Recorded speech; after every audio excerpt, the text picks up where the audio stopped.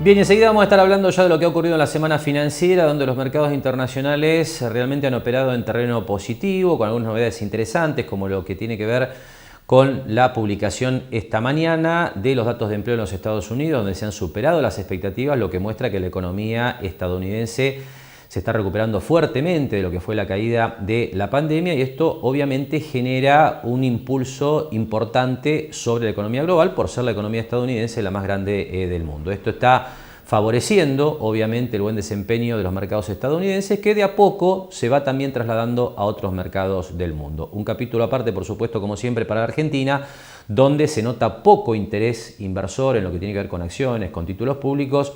En un rato vamos a describir una semana, le diría, bastante tranquila, ¿no? Tanto para las acciones como para los bonos de nuestro país. Pero antes de esto, algunos minutos para dedicarle a tratar de acercar certezas acerca de cuándo va a impactar en las facturas de los usuarios de gas aquí en la ciudad de Mar del Plata el beneficio por haber sido incluido nuestro partido en lo que se conoce como la ley de zonas frías. Sobre el tema, el análisis del doctor Elvis Toto, abogado especializado en derechos del consumidor. Bueno, tiene una explicación. La ley conocida como zona fría fue sancionada el día 7 de julio. Como la norma no dice cuál es el inicio del día de vigencia, se aplica un artículo del Código Civil y Comercial que indica que las normas entran en vigencia automáticamente a partir de los 8 días de su publicación. Entonces eso ocurrió el día 15 de julio. Por lo cual, la mayoría de las facturas, por ejemplo yo tengo la mía, en mi casa el periodo que me facturaron fue el de 28 de abril al 28 de junio. Entonces es lógico que no ingrese por un tema de cuándo empieza la vigencia de la norma. Por lo cual lo que va a ocurrir es que recién esto se va a ver reflejado diríamos a fin de mes de agosto. Y lo que ha ocurrido en esta semana fue la publicación de un decreto reglamentario. Porque la norma, como te acordarás, indica que hay un descuento general para todos los que estemos dentro de las zonas frías del 30%. Y establece un núcleo de personas vulnerables, como pueden ser los que perciben las asignaciones asignaciones universales por hijo, los pensionados, los jubilados, los trabajadores que perciben menos de 4 salarios básicos, veteranos de guerra, inclusive personas que tienen exentas tasas municipales. Ellos pueden acceder a un descuento del 50%. Pero el problema es que no se sabía cuál era el mecanismo. Bueno, lo que ocurrió es que por decreto se designó a la Secretaría de Energía como el órgano competente para establecer eso. Bueno, ¿qué va a hacer la Secretaría? Va a generar un registro único de beneficiarios de lo que se denomina la ley de zona fría. ¿Y cómo lo va a hacer? En principio lo va a hacer de oficio, es decir, va a pedirle a otros organismos del Estado que le informen las personas que están dentro de las categorías previstas por la ley. En este caso le va a enviar, o le va a pedir, mejor dicho, información a la AFIP, al Ministerio de Trabajo y sobre todo a la ANSES. Entonces, hecho ese registro, eso será comunicado por el Enargasa a las distribuidoras. Pero también el decreto prevé que muchas personas pueden quedar afuera, como es el caso de, yo te decía, personas que tienen una exención de tasas municipales, que la Secretaría de Energía no va a enterarse. Entonces genera también la posibilidad de aquellas personas que vean que no están incluidas una vez que está el registro, que puedan hacer un trámite vía internet que se llama ventanilla única digital, a través de la cual van a poder justificar la inclusión en ese registro. Elvis, te consulto también, esta ley de zona fría incluye lo que es el gas envasado, la garrafa, que imagino que por ese lado viene un poco más complicado la implementación del mismo. Seguro, la ley de zona fría incluye, digamos, tiene dos partes, que son los usuarios de servicios de redes, como somos nosotros los que vivimos en las ciudades, y las personas que adquieren garrafas. Bueno, la verdad es que cuando uno analiza este decreto no hay ninguna manifestación específica respecto de las garrafas. Uno puede presumir que van a aprovechar este registro a los efectos de poder saber qué personas cumplen la categoría. Lo que no sabemos es cómo lo van a hacer efectivo, porque en realidad lo que se necesita saber es que el señor de algunas empresas que nos vende la garrafa tiene que saber si si uno entra dentro de esa categoría. ¿Cómo lo van a hacer? Bueno, todavía no. Uno puede estimar que puede ser a través de una credencial o puede ser a través de un sistema, pero la verdad es que no se desprende de este decreto por lo menos cuál va a ser el mecanismo. Es más complejo. Digo, si bien el Enargás ya tiene un plan específico que se llama Hogar, que apunta a aquellas personas que adquieren garrafas en cilindro, todavía no hay una manifestación específica de cómo lo van a llevar adelante. Y yo te diría que eso es más urgente inclusive que resolver el tema de las personas que tienen o son usuarios residenciales de ORRE.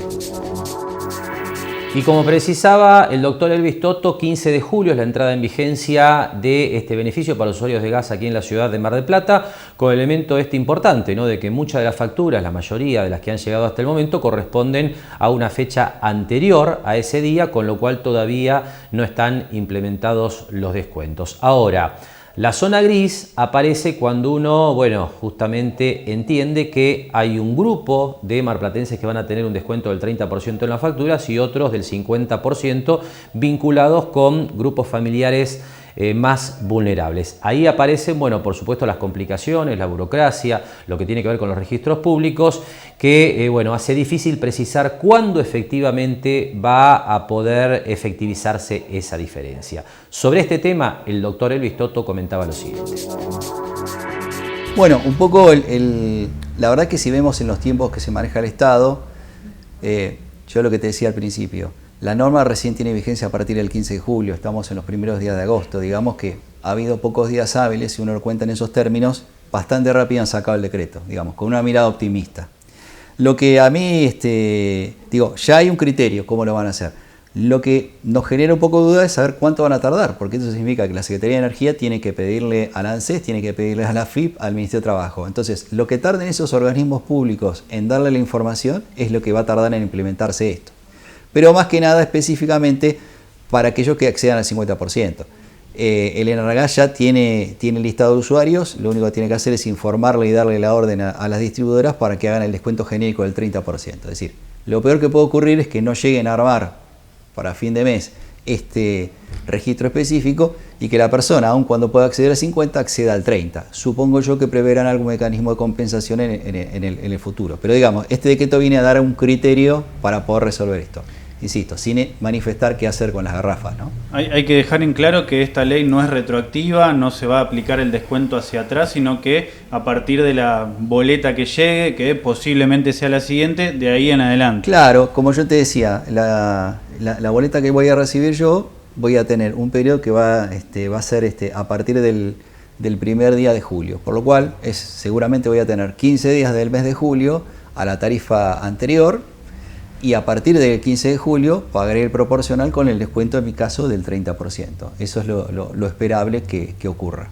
Más allá del descuento en sí del 30% o el 50%, dependiendo del caso, como ya lo venimos hablando, ¿qué está sucediendo con la tarifa en general? ¿Los montos se están manteniendo similares? Bueno, lo que tenemos es que la tarifa está congelada desde el año 2019. Si hacemos un poquito de historia, cuando asume el presidente Macri, y en particular el ministro de Energía era Aranguren, planteó un cambio del sistema que venía en las administraciones anteriores, que es muy parecido al que tenemos ahora. Hay un sistema en el cual la tarifa se mantenía congelada y el Estado ponía la diferencia. Cuando llega el presidente Macri, Aranguren manifiesta que el 80% de la tarifa de gas estaba subsidiada por el Estado y que ellos planteaban un esquema que terminaba en el año 2019 achicando prácticamente a cero el régimen de subsidios. Por supuesto que eso tenía muchas variables, como era la inflación y el dólar. Cuando eso ocurrió, creo que el dólar, ya no me acuerdo, pero creo que estaba a 15 pesos. Y dolarizó la tarifa. Bueno, llegamos entonces a abril de 2019, llegamos a las elecciones y lo que venía diciendo la administración de Macri, que de ninguna manera... Bueno, hizo lo mismo que hicieron las otras administraciones, congeló la tarifa. Entonces, desde el 2019 la tarifa está congelada. Por supuesto que los precios sabemos que están dolarizados y que suben. Entonces, el Estado Nacional es el que pone las diferencias en la tarifa. Y ese es el sistema actual que tenemos, donde el Estado es el que subsidia un porcentaje que ya sí está, te diría, por arriba del 60% de la tarifa. Lo mismo ocurre en la electricidad. Eso genera también problemas que ocurrió en las administraciones anteriores, la falta de inversión de las empresas, es un círculo. Y del panorama en materia de tarifas de gas para los usuarios del servicio aquí en la ciudad de Mar del Plata, pasamos ya entonces a analizar lo que ha ocurrido en la semana financiera. Le adelantaba en la apertura de este bloque que un dato clave en estas horas fue el informe de empleo del mes de julio en los Estados Unidos, que arrojó un número de nuevos empleos no agrícolas superior al estimado. Esto obviamente lo que está mostrando es que la recuperación de la economía estadounidense va a buen ritmo. Y hay un elemento adicional que mira los mercados, que es lo que tiene que ver con el promedio de incremento del gasto salarial de las empresas, que no estuvo muy por encima del proyectado, con lo cual las presiones inflacionarias parecen no ser demasiado importantes, con lo cual el panorama aparece como bastante positivo en términos de este informe de empleo para los mercados estadounidenses. Aquí le recuerdo, por supuesto, que las presiones inflacionarias suponen la posibilidad de que la Reserva Federal de los Estados Unidos suba la tasa de interés, algo que no es bueno en general para los mercados de riesgo. Pero vamos a ver cómo están quedando los mercados en este cierre de semana, como siempre con el apoyo de los gráficos. Comenzamos por el índice Standard & Poor's 500, como siempre le comento, el índice que agrupa las 500 compañías de mayor capitalización bursátil en la bolsa de los Estados Unidos. Una suba de casi el 1% esta semana para el índice, que está cerrando, estamos grabando este programa hacia el mediodía del viernes, con una suba del 1%, pero en un nuevo máximo histórico. Este es un dato relevante. Los mercados americanos siguen marcando niveles nunca vistos en las cotizaciones en el mayor mercado bursátil del mundo. Algo similar es lo que vemos en el índice Nasdaq, en este caso acciones tecnológicas, que como le había comentado ya algunas semanas atrás, una vez que el Nasdaq superó los máximos de febrero y del mes de abril, liberó el camino para objetivos más ambiciosos, y de hecho también el Nasdaq, las acciones tecnológicas, siguen trepando a nuevos máximos históricos. Esta semana en particular el Nasdaq está avanzando 1,21%, aquí con una participación bastante más amplia de las empresas que componen el índice que lo que veníamos viendo en semanas anteriores, donde solo subían las grandes tecnológicas, Apple, Google, Microsoft, entre otras, ¿no? Así que bueno, hay mayor participación, con lo cual aparece como un movimiento saludable también, como le decía, hacia nuevos máximos históricos. Le decía también que la fortaleza del mercado americano parece estar extendiéndose una vez más hacia otros mercados del mundo. Esta semana también subió Europa, que había estado bastante rezagada en las últimas semanas, 1,30%, el fondo BGK, que cotiza en los Estados Unidos, un fondo en dólares, que está compuesto básicamente por acciones europeas.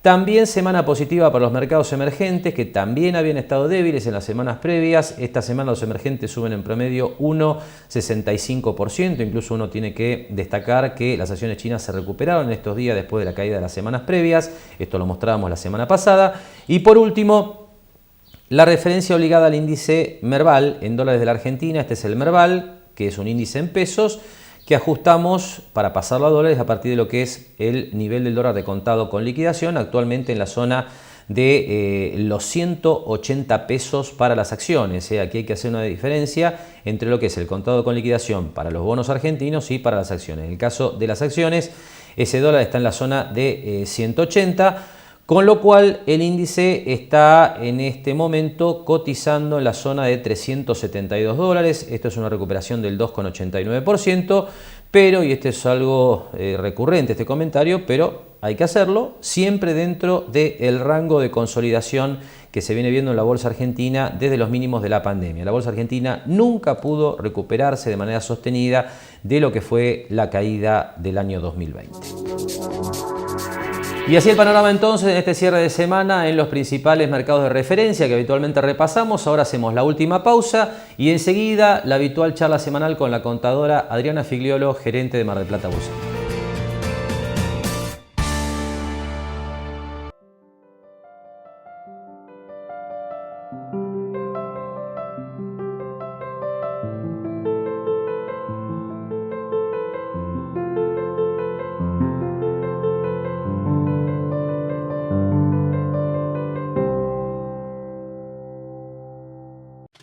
Lo esperamos en Mar del Plata Bursátil para asesorarlo en su mejor alternativa de inversión o financiación para su empresa o negocio. De lunes a viernes, de 10:30 a 17:30 horas en Corrientes 1723, teléfono 561-6000, www.mdpbursátil.com.ar. Jauregui Berry, Di Genaro y Asociados. Asesoramiento jurídico tributario. Rawson 1857, segundo piso. Teléfono 410-7666 o 410-7999.